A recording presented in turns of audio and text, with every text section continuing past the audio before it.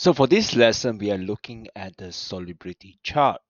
Or we're looking at in general, what are the ionic compounds that can be soluble in water and what are the ionic compounds that can't be soluble in water. So there's a general way of calculating that or understanding what are the ionic compounds is soluble in water. So if we look at this particular page right here, all nitrates are soluble, all ethanoates are soluble. All salts containing alkaline metals, so we're looking at group 1 metals, ions, lithium, sodium, potassium are soluble. All ammonium salts are soluble. And when we're looking at halides, so we're looking at group 17, halogens, chlorine, bromine, iodide ions. They are soluble acetals that are combined with silver, lead, and mercury.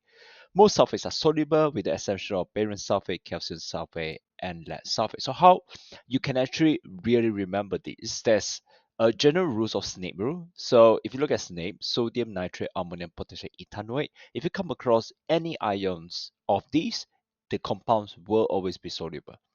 On the other hand, if you look at insoluble ionic compounds, it says here carbonates, phosphates, chromates, most of these salts are insoluble. Hydroxide, most hydroxides are insoluble except for those of alkaline metals, ammonium, and alkaline earth metal. So you can generally find the trend, right? So if you come across most of carbonates are insoluble, most of hydroxide are insoluble.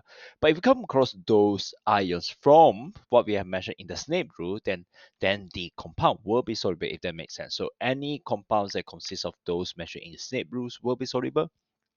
And then if you come across carbonate, phosphate, chromate, hydroxide, most of the ion will be insoluble. Most of it, not all of it, most of it. So you need to be aware of that. And so most sulfides are insoluble as those of alkaline metals, alkaline earth metals, and ammonium. So if you look at the CHOPS rule, as you can see here, character chops off. You have carbonate, hydroxide, oxide, phosphate, sulfide. So if you come across these ions, most of it, there's a very high chance that it will be insoluble.